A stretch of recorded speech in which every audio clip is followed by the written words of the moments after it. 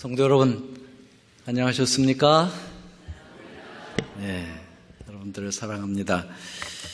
아름다운 찬양을 통해서 하나님께 영광을 돌리신 우리 찬양팀 감사합니다.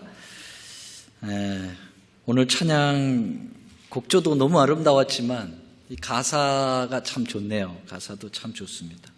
736장인데요. 주님의 말씀은 아름다워 그와 같은 귀한 말씀 어디 있나. 흠없고 순결한 그 말씀은 참된 길을 우리에게 보이셨네. 참 좋은 가사인 것 같아요.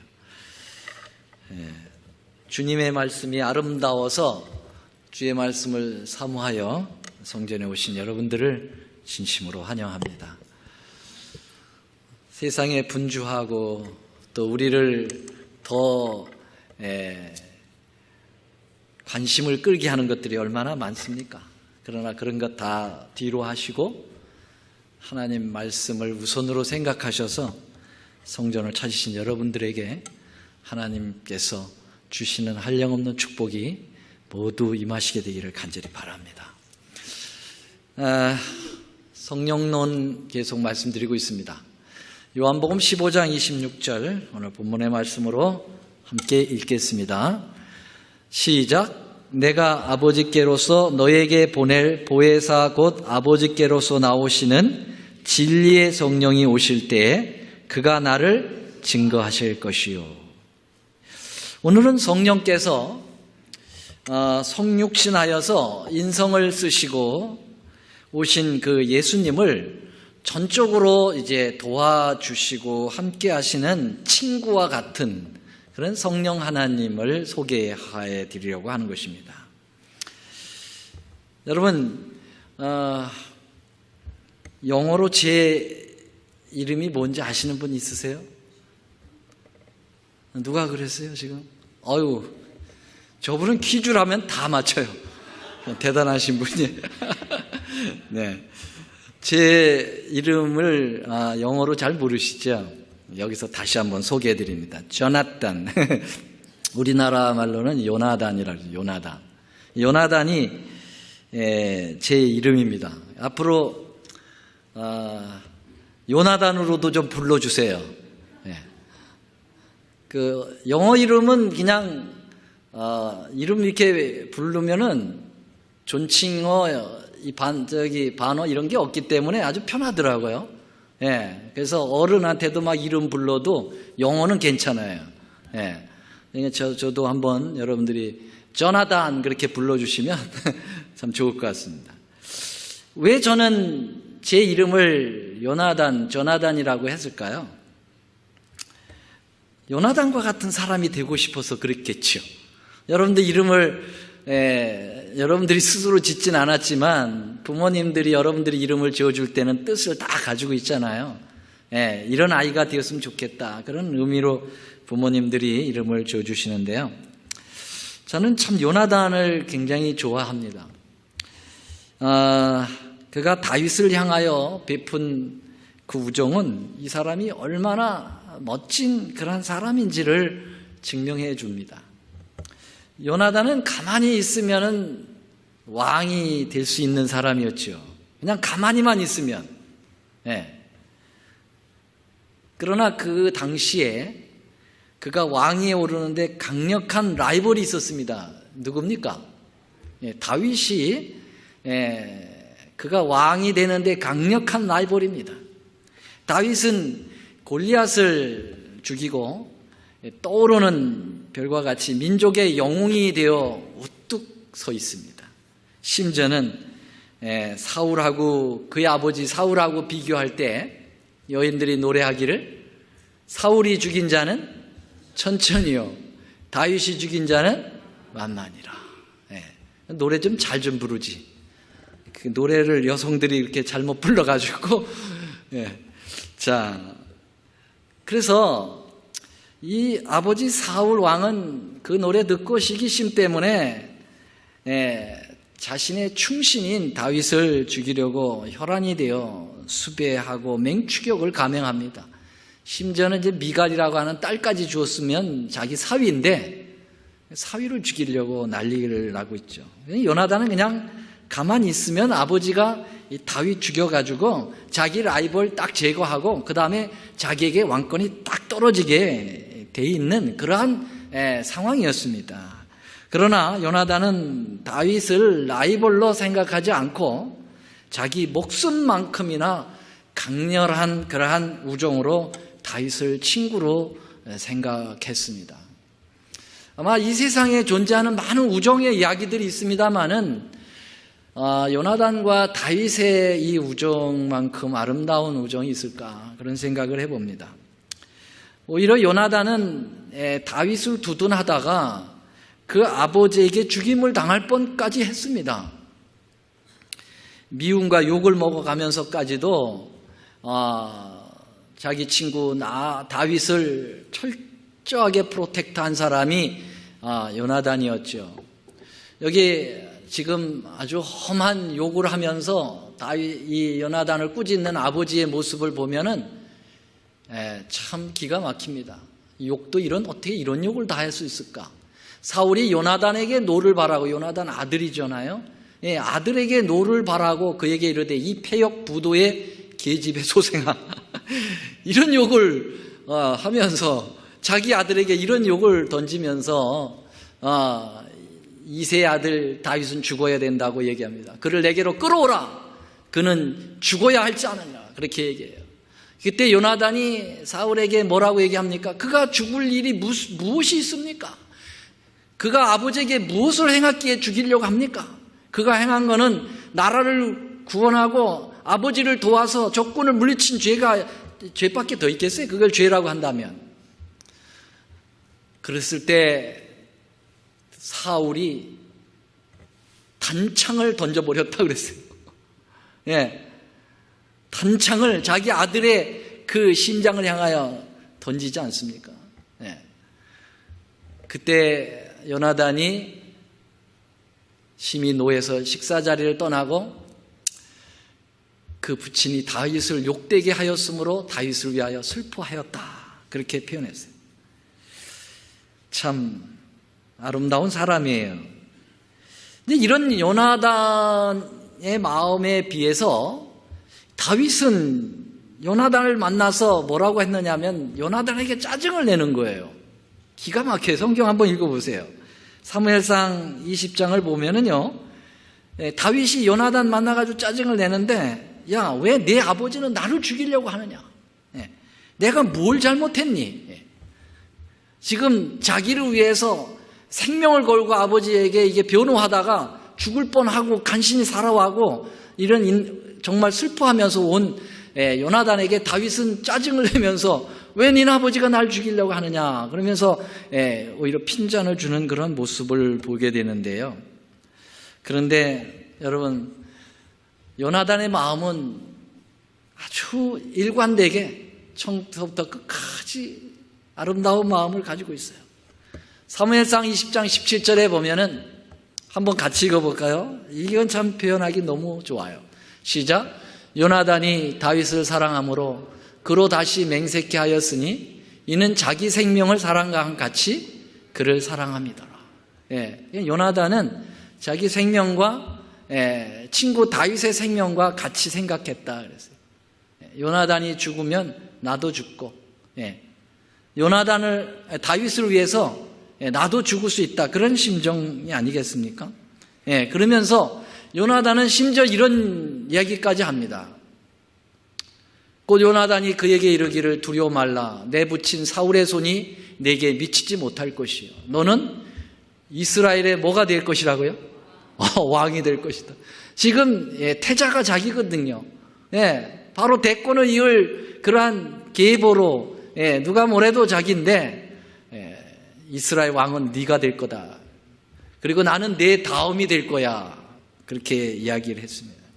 참 요나단은 이리 봐도 저리 봐도 멋있는 사내입니다.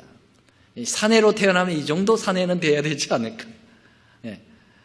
정말 남자는 이렇게 폭이 넓어야 되고, 그리스도인은 이런 사랑을 가져야 되죠. 하나님을 진짜 믿는 사람들은 친구를 위하여 아낌없는 헌신과 사랑을 퍼붓습니다. 그래서 저는 그분의 이름을 제 이름으로 하고 싶은 거예요. 저도 그런 사람이 좀 되고 싶어서. 그런데 이름은 같아도 행동은 너무나도 차이가 많이 나서 부끄럽지요. 저는 요나단과 다윗의 우정을 보면서 성령 하나님과 예수님의 우정을 빗대어 생각을 해보게 되는 것입니다.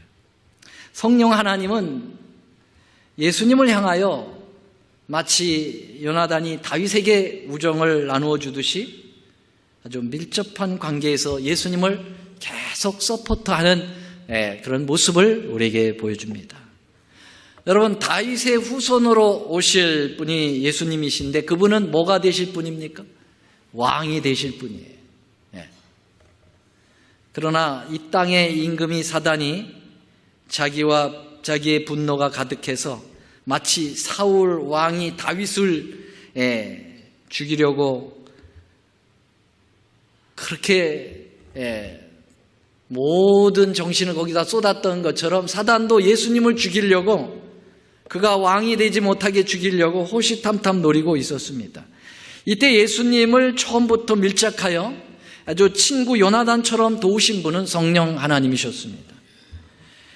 다윗을 우정을 가지고 도운 사람은 요나단이라고 하면은 다윗의 후손인 예수님을 철저하게 도운 분은 바로 성령 하나님이십니다. 예수님의 그 성육신으로 신성을 접으시고 인성으로 이 지상생애에 태어나실 때 우리 하나님께서 예수님께서는 그분의 생애를 성령께 많이 의존하셨습니다. 신성적 부분을 그분은 그 안에 내재하여 계셨지만은 그 신성을 거의 사용하지 아니하시고 예수님은 인성을 사용하셨는데 가끔 신성을 사용하실 때는 이런 성령 하나님의 도우심을 많이 받았다. 그렇게 볼 수가 있겠습니다. 삼위가 일체이듯이 요한복음 10장 30절에 보면은 아버지와 나는 하나다라고 예수님이 말씀하셨듯이 예수님은 성령 하나님과 하나처럼 지내셨습니다. 한 분처럼 지내셨습니다. 마치 요나단이 다윗과 생명이 나하고 같다 그렇게 얘기했어요. 자기 생명처럼 사랑했다고 했는데 예수님하고 성령님은 같은 생명으로서 한 일체로서 그렇게 지내셨습니다. 이 지상에서 예수님과 성령님이 함께 하시는 그 첫째 장면은 어디서 나타났을까요? 어디서 성령님과 예수님이 함께 하시는 장면이 언제부터 시작됐습니까? 예? 침례받기 전. 어디서? 네, 태어날 때, 예수님 탄생할 때 성령 하나님을 통해서 잉태했다고 나와 있지 않습니까? 여기 누가복음 1장 34절, 35절에 보면 마리아가 천사에게 말하되 나는 사내를 알지 못하니 어찌 이 일이 있으리까? 천사가 대답하여 가로되 성령이 내게 임하시고 지극히 높으신 이의 능력이 너를 덮으시리니 이러므로 나실 바 거룩한 자는 하나님의 아들이라 일컬음을 받을 것이다. 그래서 예수님께서 이 땅에 탄생하실 때 그때부터 성령 하나님께서 강력하게 임하셔서 성령으로 마리아가 잉태하는 장면을 보게 되는 것을 보면 여러분 예수님의 이 땅의 성육신의 생애가 성령 하나님과 처음부터 시작을 같이 했다 그렇게 볼 수가 있겠습니다. 여러분 처녀가 아이를 낳는다는 것은 인간적으로는 불가능한 일이죠. 그래서 신성적 능력이 우리 예수님에게 필요했습니다. 여러분 인간의 힘으로 어떻게 처녀가 아기를 낳습니까? 그건 불가능한 건데 그래서 성령 하나님께서 그 일을 이루어 주신 것입니다. 이렇게 우리 성령 하나님은 예수님의 탄생을 역사하신 것처럼 성경에 나타나는 그러한 구속사적인 탄생에는 모두 성령께서 개입을 하셨음을 우리는 알게 됩니다. 여러분들이 지구가 처음 창조될 때에도 여기 보면 땅이 혼돈하고 공허하며 흑암이 깊음 위에 있고, 그 다음에 뭐가요? 하나님의 신, 이 하나님의 신이 성부, 성자, 성령 중에 어떤 하나님이십니까? 성령 하나님이시죠. 루아흐라고 하는 원어를 가지고 있는데요, 성령 하나님을 지칭합니다. 그래서 지구가 창조될 때에도 성령 하나님께서 역사를 하셨죠. 욥기서 33장 4절에 보면은요, 하나님의 신이 나를 지으셨고 전능자의 기운이 나를 살리시느니라. 그래서 성령 하나님께서 모든 탄생을 주관해 주시는 분으로 표현하고 있습니다. 자, 그래서 우리 성령 하나님으로 나지 아니하면 우리도 거듭 태어날 수가 없다고 얘기했습니다. 니고데모에게 예수님께서 거듭나야 된다고 말씀하셨어요. 아무리 당신이 유명한 랍비이고 산에 들인 의회 의원이고 민족의 지도자라 할지라도 다시 태어나지 않으면 하나님 나라를 갈 수 없다고 예수님께서 아주 분명하게 말씀하셨어요. 이때 니고데모가 뭐라고 반문합니까? 아니, 나같이 늙으면 어떻게 다시 엄마 뱃속에 두 번째 모태에 들어갔다가 태어날 수 있겠습니까? 이렇게 늙었는데 다시 엄마 뱃속에 들어갔다 나옵니까? 이때 예수님께서 그 유명한 말씀하셨습니다. 진실로 진실로 내게 이르노니 사람이 물과 그 다음에요 성령으로 나지 아니하면 하나님 나라에 들어갈 수가 없다. 예수님의 탄생만 도우신 것이 아니라 여러분, 성령 하나님은 우리의 거듭남의 탄생에 직접 관여를 하시는 분이신 거거든요. 여러분, 친구를 사귈 때 친구의 친구를 사귀어본 적 있으신가요? 그런 적 있어요, 없어요? 많습니다. 친구를 사귈 때 생판 자기가 처음 모르던 사람을 만나가지고 친구를 사귀는 수도 있지만 또 많은 경우에는 친구의 친구하고 같이 어울리다가 그 친구하고 또 친구가 되는 수가 있습니다. 저도 그런 친구가 있고요.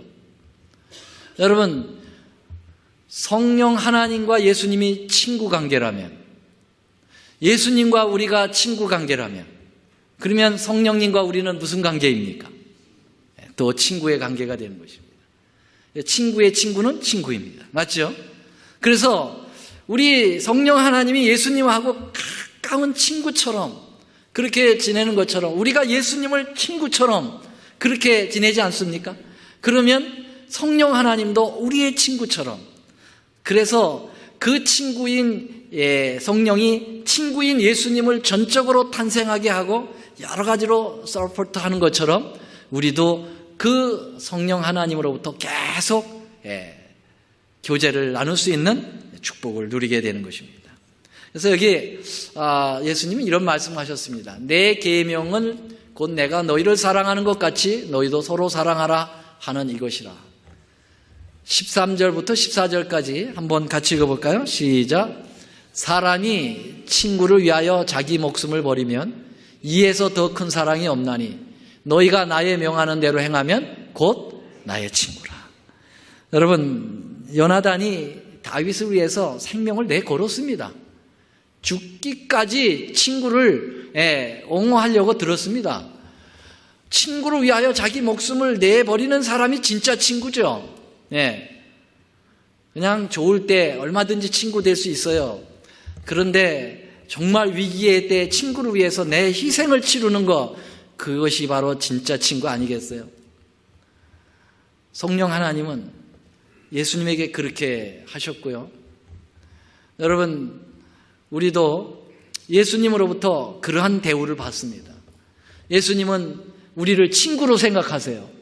그래서 내가 너희들 친구로 생각하는데 너희들 친구를 위해서 내가 내 생명을 버렸다, 그렇게 얘기했습니다. 그래서 예수님은 우리의 진짜 친구입니다. 가장 위기의 때 그는 우리를 버리지 아니하시고 오히려 자기 생명을 버리시고 우리를 친구 삼으셔서 그 관계를 유지하고 싶어 하셔요. 그러니까 예수님하고 성령님이 친구라면 성령님과 우리가 그런 친구입니다. 자, 성령께서 그 다음에는 예수님과 어떻게 가까이 하셨는가? 아까 좀 여기서 답이 나왔습니다만은 두 번째로는 침례 받으실 때 성령께서 함께 하셨습니다. 그렇죠? 네. 자, 여기 한번 보시죠. 예수께서 침례를 받으시고 곧 물에서 올라오실새 하늘이 열리고 하나님의 성령이 비둘기같이 내려서 자기 위에 임하심을 보시더니 그랬어요. 성령 하나님이 비둘기처럼 임했다 그랬습니다. 자, 예수님께서 이제 30세가 되셔서 공적 생애를 시작하실 합법적 나이가 되셨습니다. 예수님은 요단강으로 나가셨고 침례 요한을 만나서 침례를 주시도록 명령하셨습니다. 사실 예수님은 침례를 받을 필요가 없으신 분이죠. 그렇죠? 왜요? 죄가 없으신 분. 예수님은 태어날 때부터 죄가 없으셨고 그분은 침례를 받기 이전까지 한 번도 죄를 진 것이 없습니다. 결과적 얘기지만은 그분이 이 땅에 사실 때 침례 이후에도 공생의 3년 반 동안 전혀 죄를 짓지 않으셨고요. 십자가상에서도 죄를 짓지 않으셨고 그리고 승천하시기까지 전혀 죄를 짓지 않으셨어요. 고린도후서 5장 21절에 보면은 그분은 죄를 알지도 못하신 분이라고 말씀하셨죠. 오늘 기도력의 본문에 나오는 말씀이죠. 그분은 죄를 알지도 못하셨다. 그 말은 한 끄트기의 죄가 없으시다는 것입니다. 그런 분이 무슨 침례를 받습니까? 침례는 죄를 죽이고 그리고 새 사람으로 이제 태어나는 그러한 과정의 한 부분이지 않습니까? 근데 죄도 없으신데 왜 침례를 받으셔야 하는가? 물론 우리의 모본을 보이시기 위하여 침례를 받으시죠. 이렇게 침례를 받는 거다라고 하는 본을 보이시기 위함이시기도 했습니다만은 여러분, 예수님의 침례는 우리가 받는 침례, 즉 죄를 물속에 수장하고 새로운 피조물로 밀로 태어나는 그러한 침례가 아니셨습니다. 예수님의 침례는 메시아로서 하늘의 임명을 받으시는 위임식이었다는 사실을 여러분 기억하시죠? 여러분, 구약 시대에는 기름 부음을 받아서 이제 임명을 받게 되는데요. 신약 시대는 먼저 안수를 하지만은 구약 시대는 안수가 아니라 이제 관유, 머리에다가 이제 붓는 그러한 뭐라고 그래서 이제 관유라고 그랬는데 그 관유를 이제 부어서 임명을 하죠. 그 중요한 세 직분이 뭐죠? 제사장, 왕, 그 다음에요 선지자. 이 세 직분이 이제 기름 부어서 기름 부음을 받아 이제 임명을 받게 되는데요. 여러분, 예수님이 이 땅에 이제 오셔가지고 이 세 직분을 그대로 또 임명을 받으시는 것입니다. 온 우주가 보는 가운데서 이 세 직분을 기름 부음을 받으시는 거죠. 예수님을 기름 부음을 하는 것은 여러분 관유로 기름을 붓지 않고 뭐로 기름을 부었습니까? 성령으로 이제 기름을 붓게 된 것이죠. 그래서 예수님은 왕이시기도 하고 제사장이시기도 하고 선지자이시기도 합니다.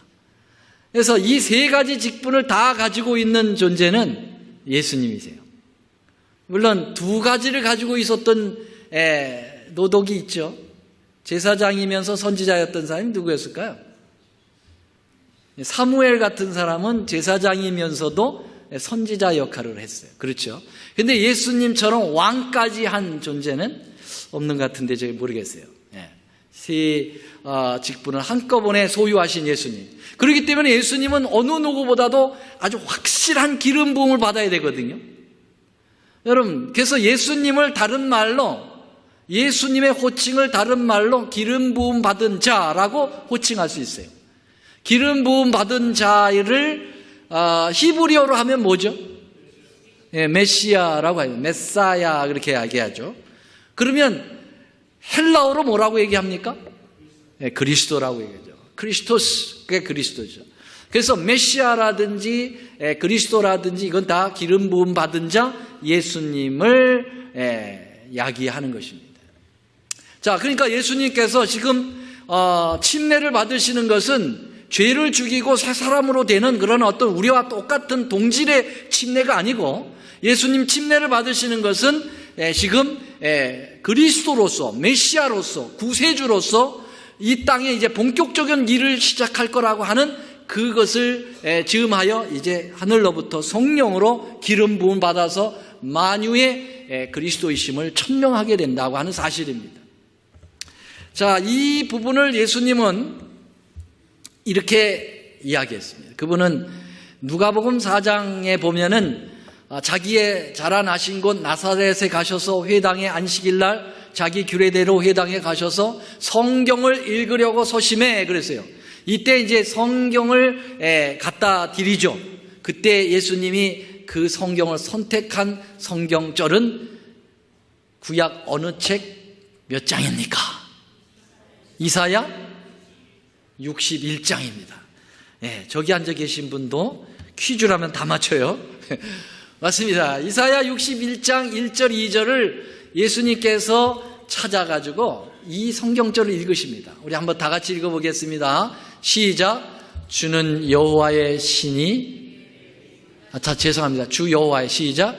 주 여호와의 신이 내게 임하셨으니 이는 여호와께서 내게 뭘 부으시고 기름을 부으시고. 그래서 여러분, 여호와의 신이 성부입니까? 성자입니까? 성령입니까? 성령이죠. 성령이 임하시는 것을 갖다가 뭐라고 했습니까? 기름을 붓는다, 그렇게 얘기했습니다. 그래서 성령으로 기름 부음을 받은 예수님께서 이제 메시아로서 가난한 자에게 아름다운 소식을 아름다운 소식은 가스펠 복음이죠. 그리고 나를 보내셔서 마음이 상한 자를 고치시며 포로된 자에게 자유를, 여기서 포로된 자는 그냥 일반적인 죄 져가지고 감옥에 된 포로를 얘기하는 게 아니고, 전쟁에서 져가지고 된 포로를 얘기하는 게 아니고, 여러분, 죄의 포로가 된 모든 인류를 향한 그러한 자들에게 자유를 주시겠다. 구세주로서 갇힌 자에게 노임을 전파하며, 여호와의, 그 다음에 뭐라고 그랬어요? 은혜의 해와 우리 하나님의 신원의 날을 전파하며. 여러분, 은혜의 날, 신원의 날, 이게 굉장히 중요한 단어들이죠. 이제 신년과 이게 연관이 되어 있기도 합니다만은, 이것은 이제 예수님의 초림 사건도 되고 재림 사건도 되는 것이죠. 굉장히 중요한 것입니다. 구원이 베풀어지는 날이죠. 은혜의 해. 자, 예수님이 이사야 61장을 통해서 당신의 성령의 기름 부음을 받음을 분명하게 말씀하셨습니다. 그게 침례였다고 하는 사실을 우리는 알게 됐죠. 이것을 우리는 다니엘 9장으로 넘어가면은 이 부분을 분명히 다니엘을 통해서 예언하셨습니다. 그러므로 너는 깨달아 알지니라, 예루살렘을 중건하라는 영이 날 때부터 기름 부음을 받은 자, 여러분, 기름 부음을 받은 자 누굽니까? 예수님이죠.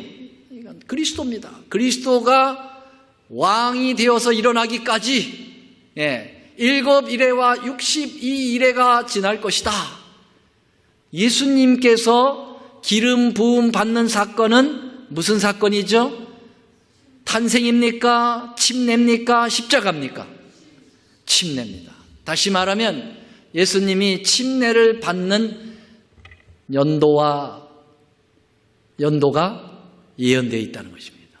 놀라운 일이죠. 예수님 오시기 전, 적어도 600년 전에 여러분, 예수님 침례 받는 연도까지 예언을 해놨어요, 성경에.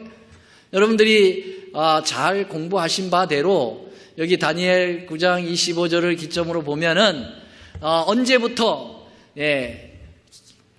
여기 예루살렘을 중건하라는 영이 날 때부터, 그게 언제죠? BC 457년 아닥사스다 7년 때 예루살렘 성전을 지으라라고, 성을 다시 건축하라라고 아닥사스다 페르시아 왕이 이제 명령을 내린, 그걸 기산점으로 하라고 다니엘에게 주께서 예언하셨죠. 자, 그런데요, 이 70일이라고 하는 먼저 이스라엘과의 언약 기간을 얘기하고 그 사이에 7일에와 62일에가 지나는데 그때 기름 부음 받은 자 곧 왕이 일어난다고 그랬어요. 그러면 여러분 7일에 400 여기다 비치면 소용없네. 예, 77이 49, 49년과 그 다음에 62일에 7 곱하면 433년, 4년, 49 플러스 434 하면은 얼마가 되는가? 483년이 되고요. 그것이 이제 BC에서 AD로 넘어가서 AD 27년이 됩니다. 그래서 예수님께서 AD 27년에 침례를 받으실 거다 했는데 여러분 예수님이 AD 27년에 침례 받았을까요? 받았죠. 정확하게. 예. 그걸 어떻게 하느냐? 여러분 누가복음에 보면은 디베리오가 왕이 되던 그 왕 메디 때 예수님 침례 받은 그 연도가 나오는데 제가 그 성경절을 지금 여기 안 가져왔지만은요. 티베리우스 왕 몇 년 그 예수님 침례 받은 연도를 얘기했어요. 그래서 그것을 후대 학자들이 정확하게 잡아보니까 AD 27년이에요.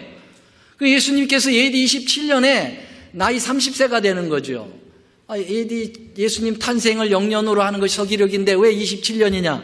아시다시피 그것은 4년간의 약간의 오차가 있음을 여러분들은 알 거예요. 후대의 그 연도를 예수님 탄생을 영년으로 해서 A, B, C, AD로 나누자고 하는 것은 예수님이 탄생한 지 거의 1000년이 넘게 지난 다음에 어떤 한 학자에 의해서 그렇게 제안을 해서 그때 이제 받아들였기 때문에 연도를 잘못 계산했어요. 그래서 나중에 그 연도를 다 계산해 보니까 약 4년 정도가 차이가 납니다. 그래서 예수님 탄생 30년이 된 때가 주후 27년이라고 하는 사실이 밝혀졌습니다. 그래서 예수님께서 성령 하나님에 의해서 기름 부음 받은 연도까지 정확하게 언급이 되고 있습니다. 자, 그 다음에 이제 세 번째로 예수님과 성령님은 어떻게 친구로서 그 다음에 같이 하셨는가? 이번에는 성령 하나님이 조금 세게 나오셨습니다. 어떻게 세게 나오셨을까요? 자, 어디로 갔습니까? 예수님께서 침례 받으신 다음에는요. 광야로 갔는데 그 광야도 누가 인도했습니까? 예수님이 스스로 가셨습니까? 예, 예수님이 스스로 가실 수도 있죠. 그러나 성령 하나님께서 강력히 가이드 하셨어요. 여기 보면은 마태복음 4장 1절에 보면 그때 예수께서 누구에게 이끌려? 성령에게 이끌려 가셨다. 성령께서 예수님에게 가셔야 합니다 라고 상당한 제안을 하셨던 것 같아요. 자, 누가복음 4장 1절에는 이렇게 표현했습니다. 예수께서 성령이 충만함을 입어 요단강에서 돌아오사 광야에서 40일 동안 성령에게 이끌리시며 이렇게 또 똑같이 성령에게 이끌렸다. 이게 좀 수동태, 능동태가 아니라 수동적인 그런 표현을 하고 있죠. 근데 마가복음 1장에는요, 좀 세게 나와요. 보세요. 1장 12절. 노란 글씨만 시작. 성령이 곧 예수를 광야로 몰아내신지. 여러분, 그렇다면 이 표현대로 하면은 예수님이 가기 싫으신 거예요. 그런데 성령 하나님이 그냥 몰아냈다. 그렇게 됐는데, 여러분, 여기 이 몰아내다라는 말은 영어로 drives 이렇게 돼 있는데, 예수님이 가기 싫은 걸 억지로 가신 건 아니죠. 그것은 단단한 무장을 해서 예수님을 인도했다라고 볼 수가 있겠습니다. 왜냐하면 이제 사단이 공생애를 시작하는 예수님을 하여 첫 도전을 해오는 거거든요. 그러니까 아주 사단은 굉장한 각오를 가지고 지금 예수님과 싸움을 벌이기 위하여 지금 광야에서 기다리고 있는 겁니다. 그렇기 때문에 예수님의 마음을 단단히 무장시켜야 될 필요가 있었어요. 예수님은 이 땅에 인성을 가지고 이제 생활하시기 때문에 성령 하나님께서 이 예수님과 합하여 지금 사단과의 전투 준비 태세를 단단히 하는 그런 장면이라고 볼 수가 있겠습니다. 그래서 여기 시대의 소망에는 이렇게 표현했습니다. 그는 성령의 내재하심으로 다 같이요. 뭐 할 태세? 투쟁할 태세가 갖추어져 있었다. 그러니까 성령님이 지금 몰아내셨다라는 표현은 단단하게 지금 사단과 투쟁할 태세를 갖추도록 하셨다라고 하는 것을 우리에게 보여주고 있습니다. 자, 여러분, 예수님도 사단의 도전에 강력한 성령의 도우심이 필요했는데 하물며 우리 인간인들 어떻게 되겠습니까? 우리도 우리의 친구이신 성령님께 강력하게 우리를 드라이브 하시도록 맡겨야 되겠어요. 맞습니까? 여러분들이 스스로 이렇게 하지 마시고 성령 하나님, 예수님을 드라이브 시키신 것처럼 저도 그렇게 좀 악과의 싸움에서 이길 수 있도록 저희도 좀 무장시켜 주십시오. 성령께 그렇게 좀 구해야 하며 살아야 되겠습니다. 맞습니까? 여러분, 우리가 이 땅에 어떻게 이 험한 세상, 어떻게 이 죄악의 세상에서 죄악의 임금인 마귀가 호시탐탐 노리는 곳에서 어떻게 우리가 스스로 승리할 수 있겠어요? 예수님이 바로 성령님에게 강력하게 의지하고 성령님이 그를 인도하셨듯이 우리도 그렇게 맡겨야 될 것입니다. 한 번은 필리핀에서 말이죠, 한 유학생이 그만 도박에 빠졌어요. 그래가지고 고향에서 부모님들이 죽으라고 이래가지고 학자금 보내준 걸 갖다가 다 도박장에 가서 다 까먹은 거예요. 빠져나올 수가 없는 것입니다. 근데 이 친구가 자기 친구가 있어요. 자기 고백을 했습니다. 내가 말이지 돈을 다 잃어버렸다. 그런데 내가 이 자리에서 그냥 물러설 수가 없어. 내가 돈을 다시 따고 끝나야 돼. 항상 그러다가 망하는 거 아닙니까? 따고 끝나야 된다. 근데 분명히 내가 이제까지 그 도박을 딱 해보니까 그 도박장의 이제 생리를 아는데 하여튼 처음에는 따게 해준다는 거예요. 따게 해주는데 어느 정도 따면은 그 다음서부터 잃기 시작하는데 그 따게 해줄 때, 딸 때, 돈을 이렇게 딱 딸 때 딱 스톱을 못하기 때문에 다 잃고 나온다는 거예요. 딴 것까지. 그래서 자네가 이제 나한테 할 일이 있다고.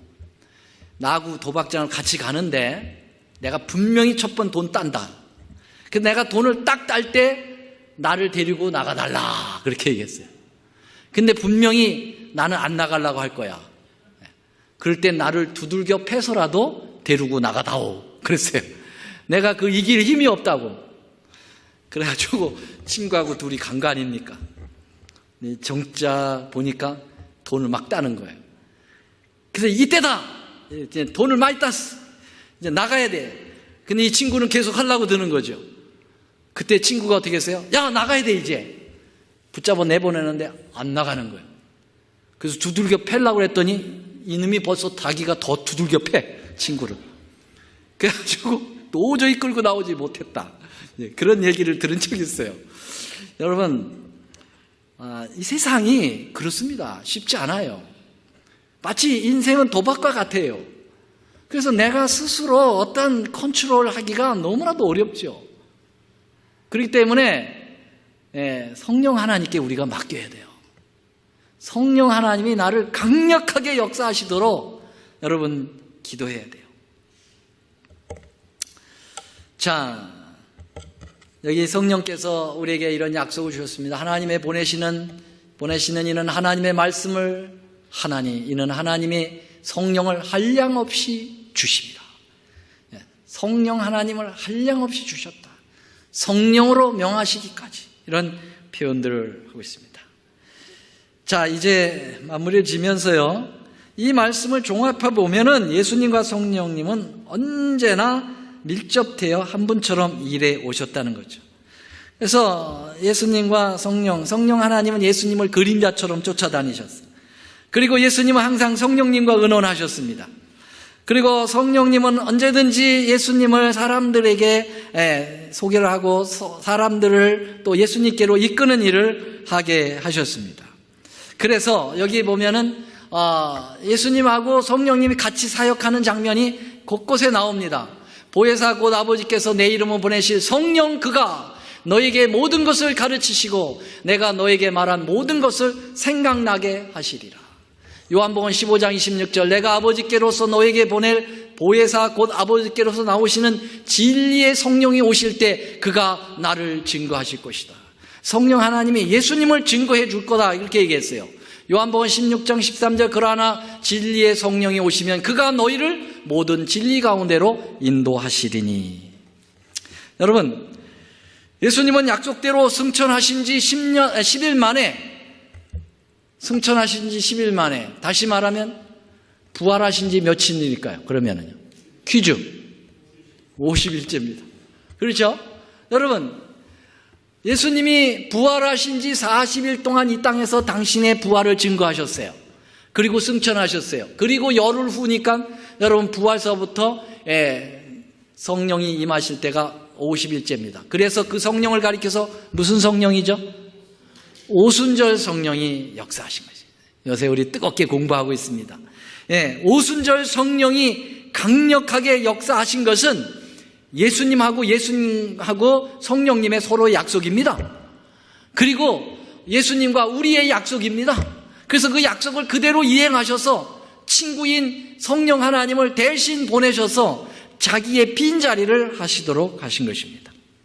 성령께서 강력하게 임하시니까 제자들이 성령이 충만하여 증거할 때 하루에 3,000명씩 회개하고 들어오면서 복음이 예루살렘에서 유다로, 유다의 사마리아로, 사마리아에서 땅끝까지 갑자기 팽창하면서 중동의 아주 조그만 도시 예루살렘에 극한되어 있었던 하나님의 복음이 전 세계적인 복음으로 이루게 된 역사가 예수님과 성령님의 친구 간의 약속으로 이루어졌다는 사실입니다. 아멘.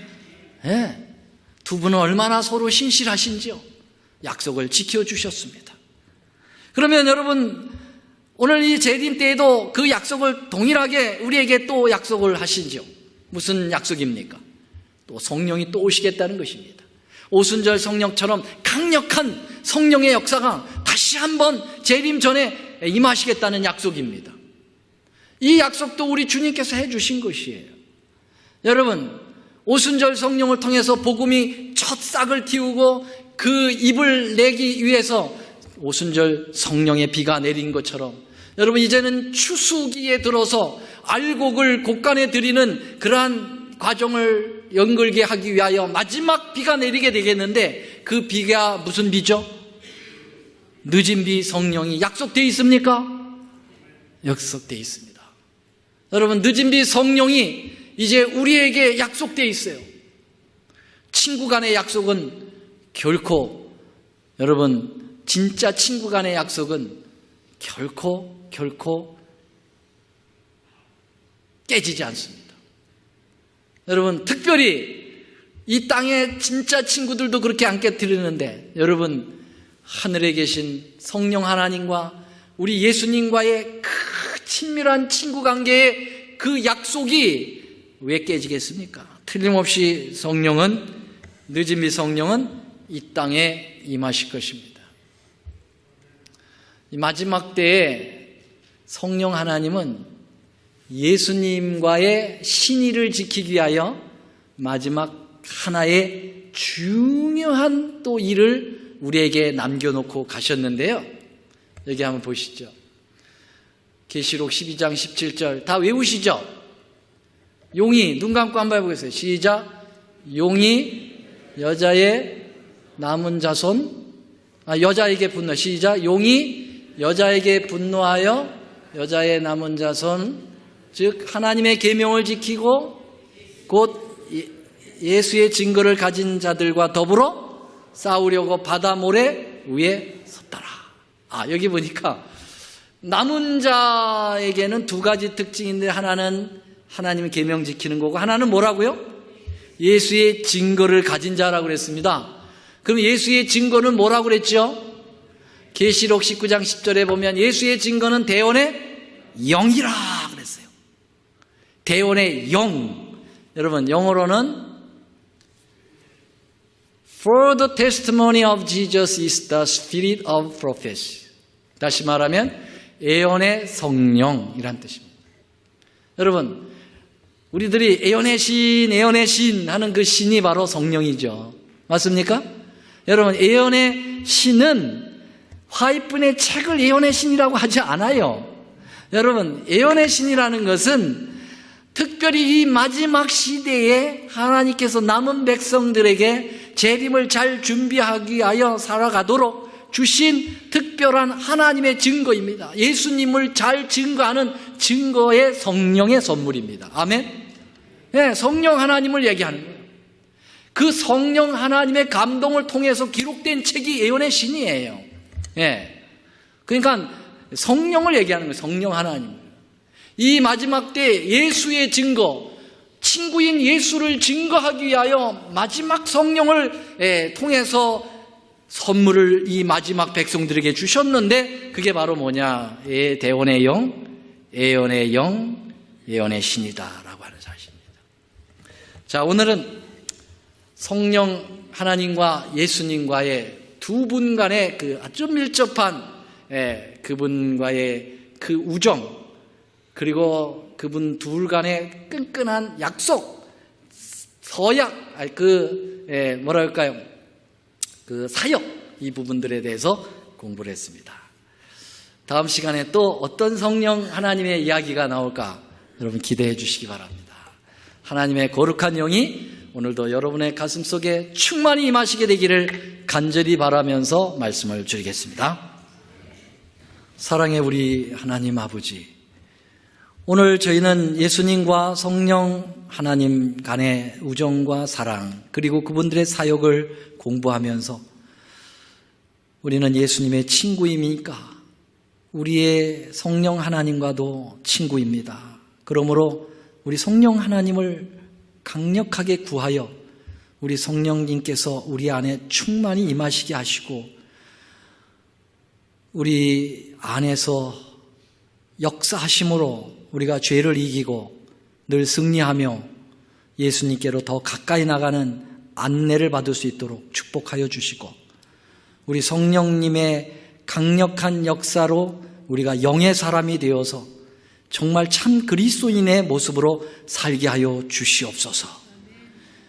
우리 하나님의 크신 사랑이 이렇게 시작된 아름다운 이 안식일에도 성령이 충만한 아름다운 안식일이 계속될 수 있도록 인도하시옵기를 예수님의 이름으로 간절히 기도 올리옵나이다. 아멘.